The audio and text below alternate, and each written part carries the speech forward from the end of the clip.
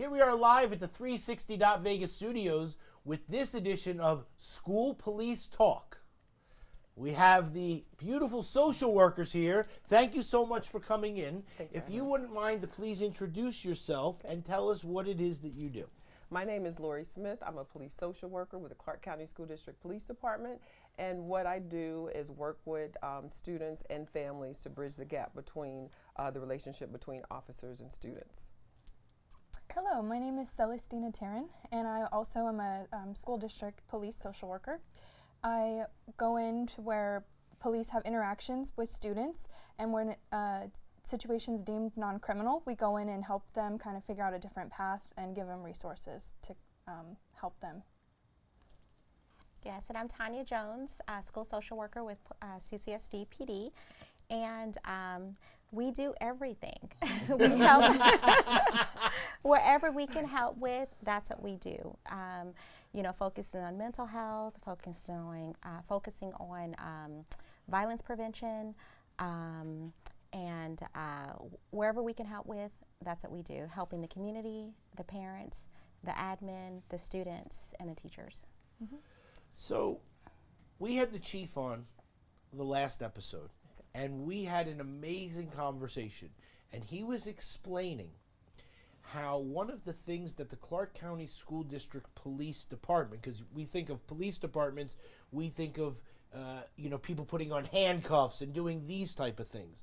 So one of the things that we like to talk about is the fact of the badge, right, and what it means and things like that. But one of the things that we have here in Clark County is we have a lot of students that we see on the TV that can't afford food, that can't afford a pair of sneakers. And in today's world, different from 15 or 20 years ago, there's something called the internet. And when things happen, people videotape, people put things on the internet, and they do social bullying and things like this.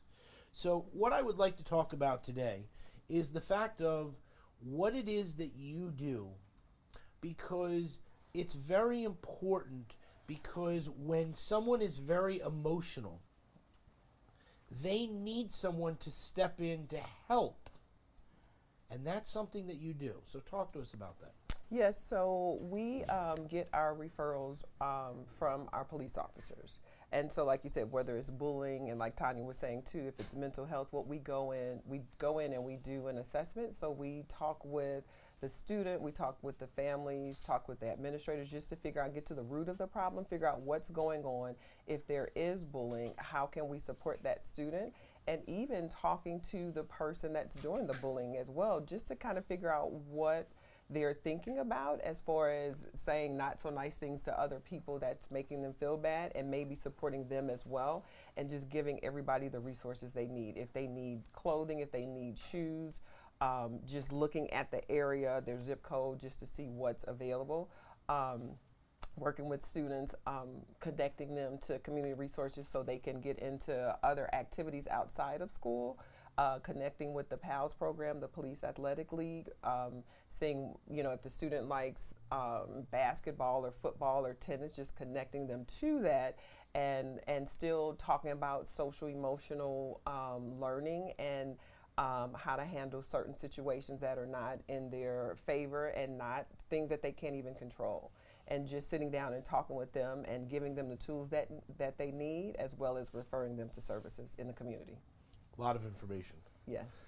The thing is, with so much information, we need to get the word out, right? So if a child is having problems at home or with that, they're able to contact you and say, from an officer, but please, I need help. Like, you know what I mean? And so there is a resource that is there that most people don't know about. Right. So talk to us about that. So the schools that are lucky enough to have a social worker, I think most students know and can go to and trust them, hopefully. But with us, because we're kind of all over the valley, different regions, we can go into elementary schools who don't necessarily have a social worker, middle schools that don't have a social worker, and the high schools. So we can go and address when you know, how Lori was talking about holistic health. We're looking at, do you have a pediatrician? Are you managing your medications? Are you socially? What does your friend group look like? Physically, are you getting exercise? Are you getting nutrition? And we can go in there and kind of do these assessments to where when students come to us, yes, we're addressing that problem, whatever that may look like, but then we're also going to go a little deeper and say, what else is going on in the home? And we have that advantage where in schools, they kind of help stops beyond those walls. But we can go in and do those home visits in the home, meet with the parents, whereas school social workers might not be able to.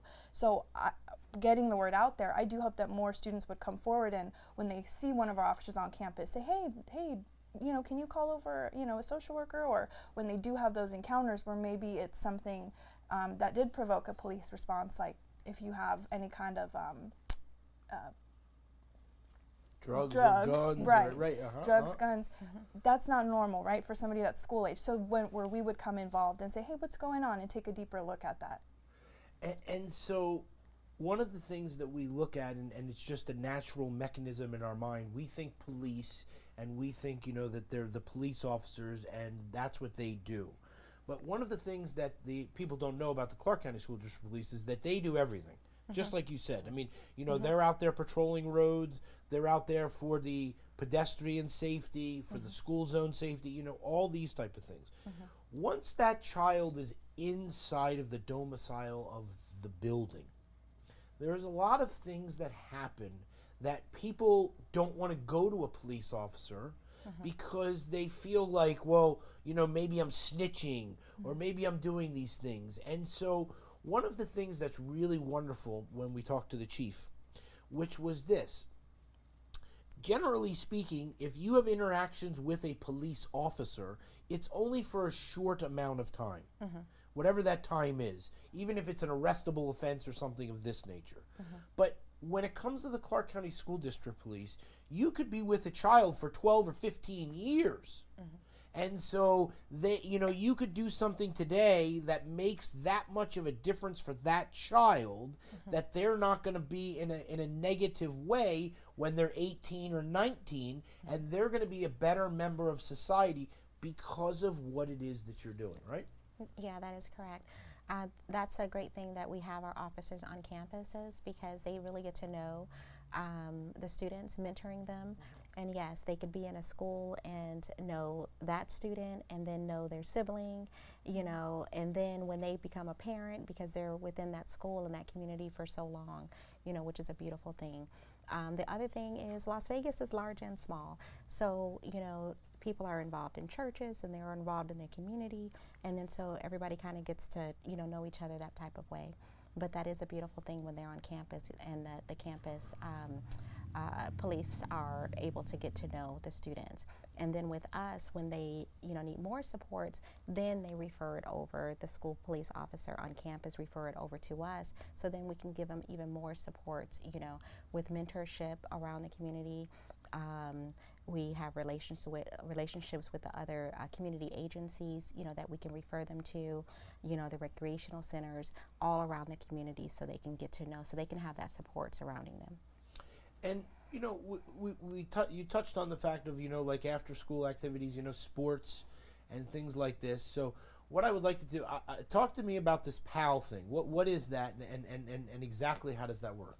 Okay, so the PAL program is the Police Athletic League, and we met with them this past week. So it's Metro police officers, Henderson police officers, Las Vegas police officers that volunteer, and they go to the Steel Boxing Gym, and I forgot the other gyms that they go to, so they can participate in basketball, football, tennis.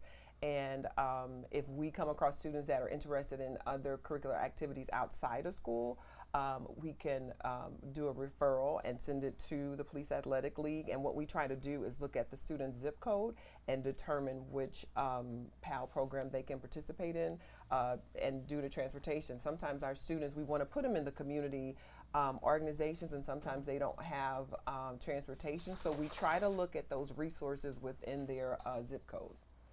And so, you were going to say something. Go ahead. I was going to say beyond, it's not just that physical component, but they also have a mentorship component what to is it. So they will sit down with them spend an hour in a classroom and then an hour exercising, and they'll sit down and they cover different things such as social media, so healthy ways to communicate online. They'll talk about media consumption. What are you listening to? What does that look like? They have an empathy exercise called In My Shoes, where you write down anonymously something that you're going through, and then they switch, and so they'll have each other read each other's stories, and it's a practice in putting yourself in somebody else's shoes. And so during this 12-week program, they're learning skills. They're not just getting stronger physically, but they're getting stronger mentally, and these young men and women are learning important skills that will hopefully follow them throughout the lifetime. So it's a good mentorship and physical component. And that's something that's very important, because we know that children, they go through so many different phases in life, from friends and love and money and trying to learn how to do all these things, that we need to do everything we can to put them into a positive direction and put them facing forward, so that they never want to go backwards into, maybe they had something that was bad, but we need them to think about the positivity about moving forward, so that we can have better members of society, right? Yeah, that's correct. And that's why another thing, so we have and we just discussed that, we have our school social workers on campus. And then we have, we cover regions around Las Vegas, and so we also go in and help the school campus social workers with starting up groups on campus. We work with communities in schools. We work with the other agencies that are in the school in order to form groups to help the students, and then so they can go through the issues that we have with relationships, homelessness. Different things that they're having, the violence prevention, all that's going on in there in the student's mind that we can work through. And so we work with them as well. And then as well as getting to know all the community agencies around Las Vegas, to making sure that we're aware, just like the Pell program, of what they do, so we can refer the students over to them. Yeah, it's fantastic. Now, why do you do it? I mean, okay, maybe people say it's a job and, and all this type of stuff, but the difference is this: you need to be a very special person in order to be a law enforcement officer, okay? I'm not that guy. When there's danger, I'm running the other way. You know what I'm saying? But I know that. But we want to do everything we can to support, to make sure that they have everything that they could possibly need. And so with what you do, right, and I'm going to ask all of you ladies, okay, why is this so important? Because for what you do, you could be doing a million other things. Like I tell all the guys that work for me, they could be doing a million other things. You know what I'm saying? And so why is it that you do what you do? Well, starting off, so I've been doing this for 20 years. So just going through working in schools, supporting families, supporting people that are in distress, and just getting to the root cause. I enjoy getting to the root cause because people behave for a reason, and just learning how just to sit and listen to people and not try to figure out what they're going to say or solve the problem before they get to the end of the sentence, but just getting in there and helping them understand everybody has value, everybody has worth, everybody has some type of skill.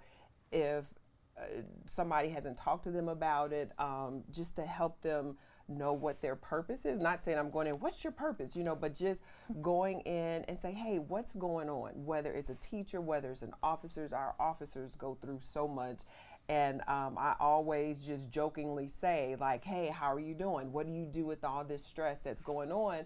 And they'll say, oh, I compartmentalize. I said, well, what do you do after that compartment gets full? And just kind of talk to the officers about just de-stressing. What can you do that's healthy, that's de-stressing, and just letting people know that we're here to support them. But just for an example, yesterday, a student was pretty upset. Went and talked to one of our campus officers because they were going to get kicked out of the home at the end of the school day. And so the officer reached out, and just like Tanya was saying, just community partners, well, not community partners, Title I is within the CCSD school district.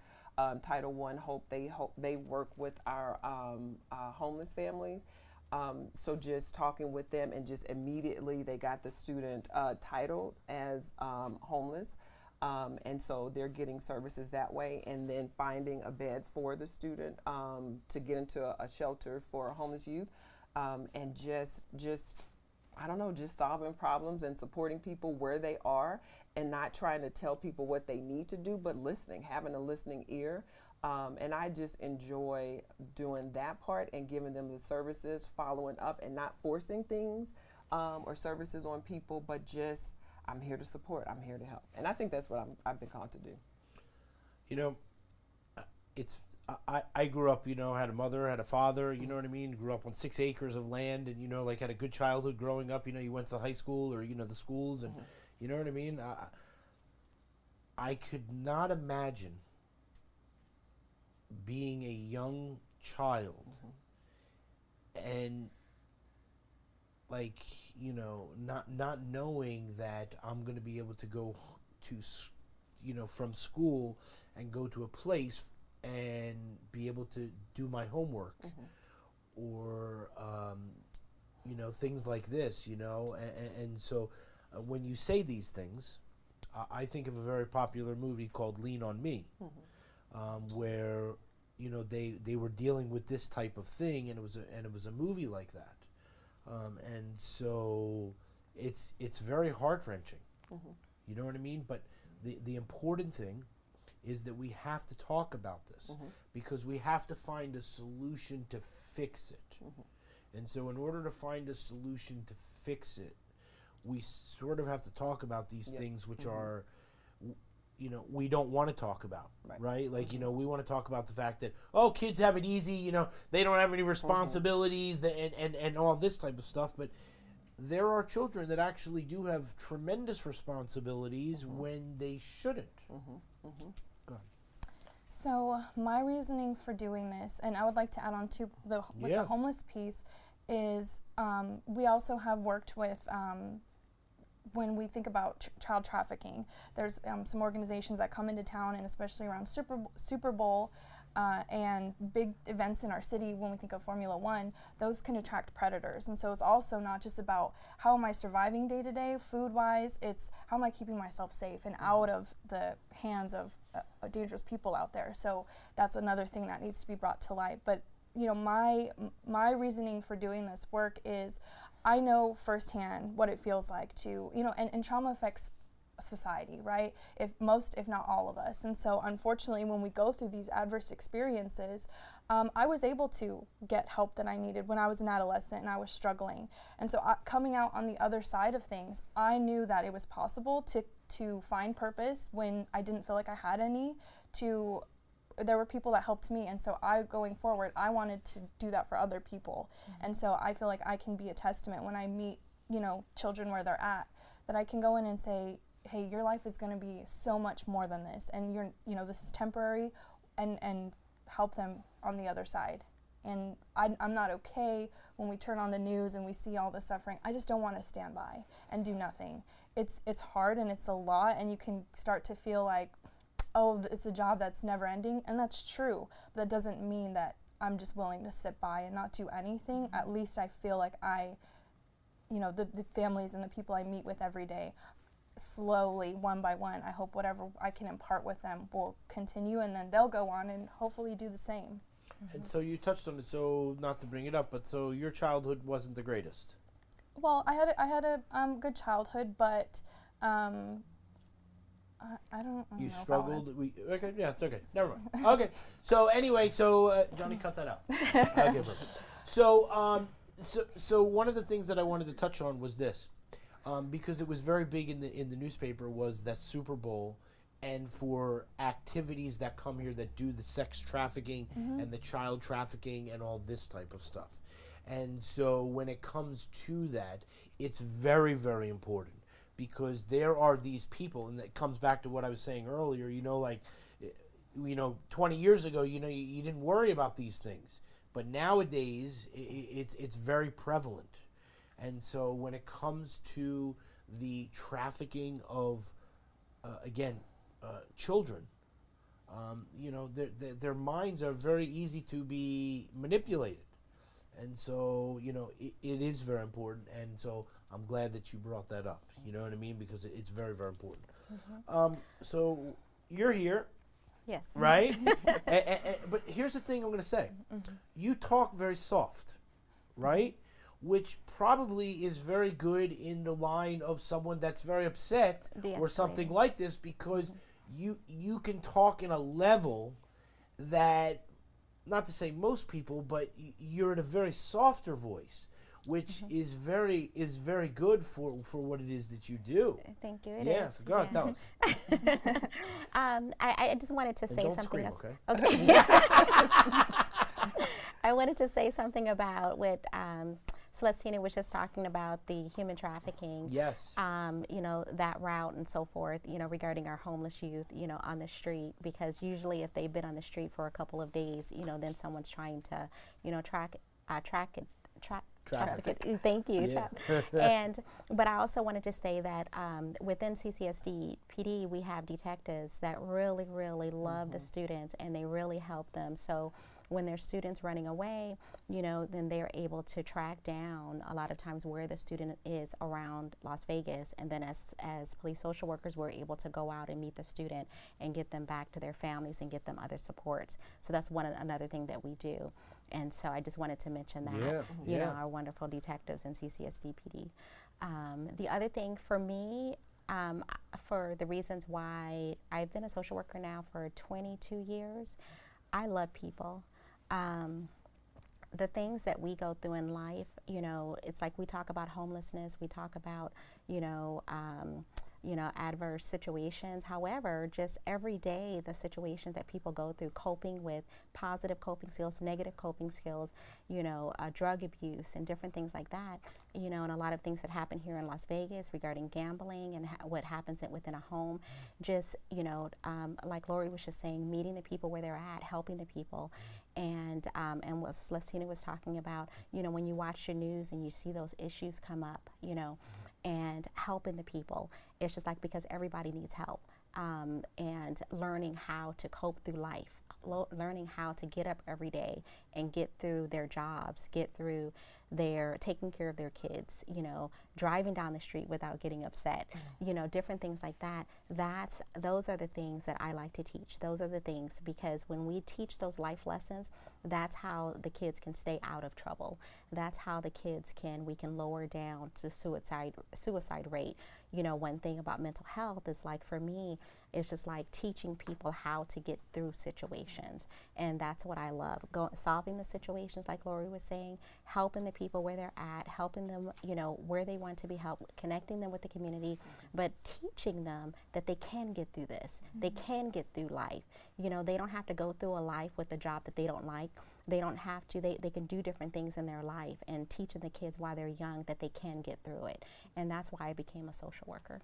Yeah, I think it's fantastic. You know what I'm saying? Like, I really, really do. And the thing is that one of the things that you can feel from you ladies, okay, and it's really cool, because I say that if you believe, and I believe most people do, you can feel through the television if you look in someone's eyes, and you know when they're telling the truth, and you know when they're not. And so one of the best things that I feel is that all you ladies have is just love. And love for the community, and love for the children, and love for the people that you help. And that's what we need. You know what I mean?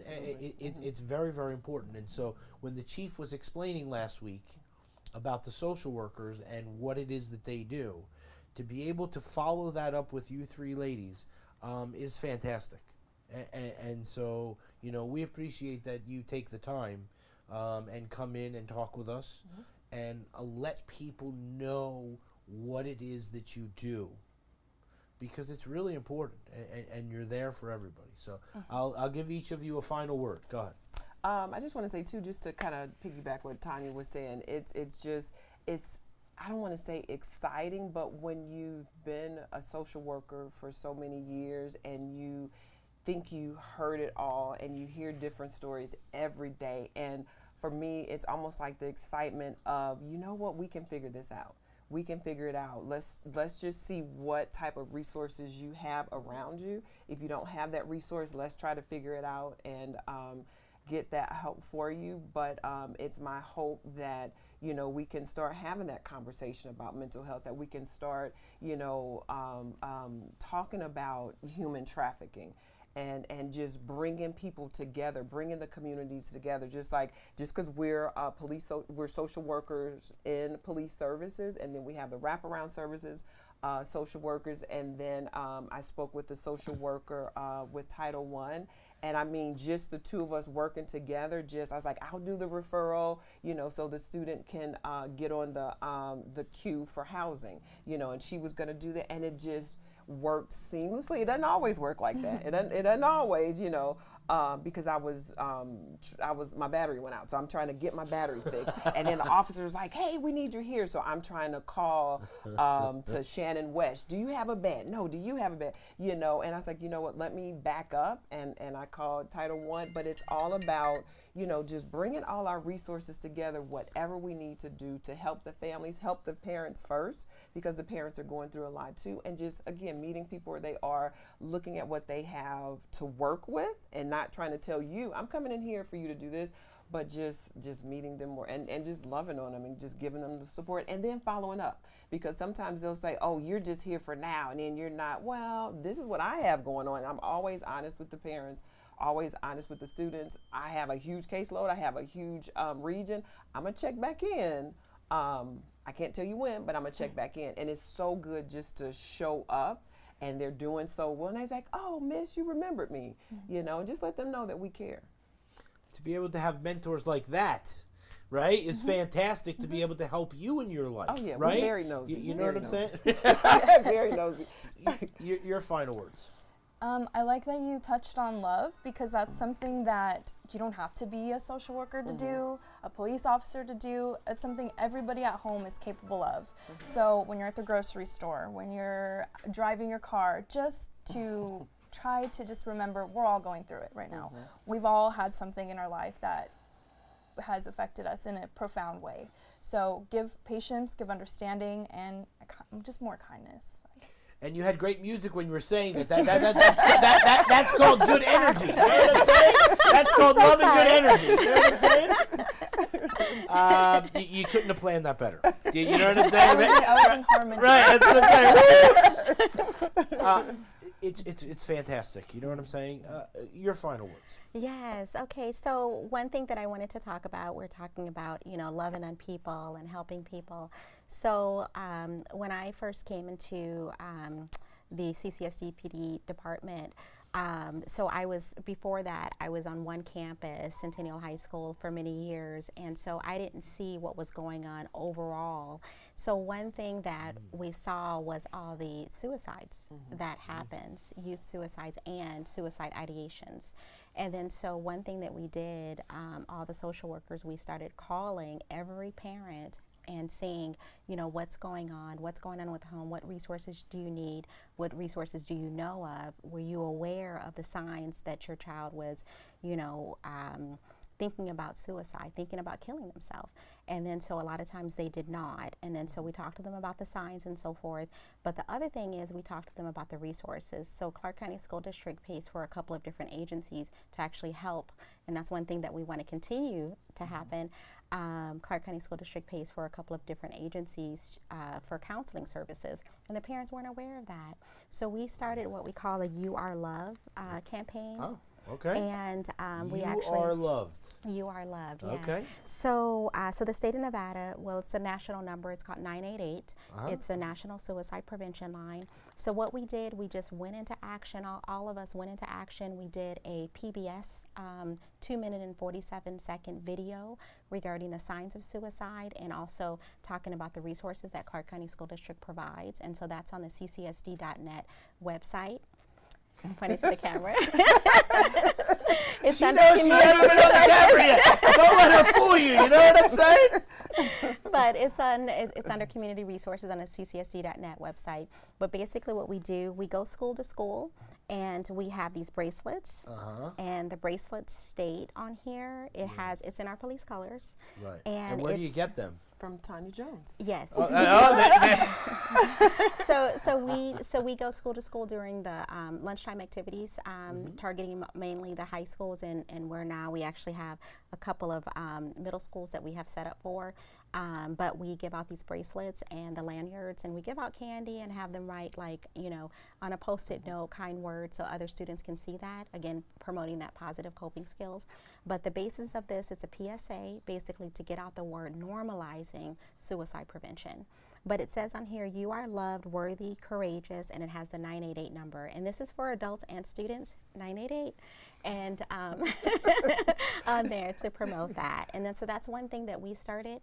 And that's another thing that I love being in this department, because you can see overall what's going on in Las Vegas, you know, and talk to different people to get things set up so we can start preventing some of these issues that's going on. Fantastic. You know what I mean? Ladies, so much information. You know what I mean? And the best part about it is that we learned and that we figured out exactly some key steps to help us.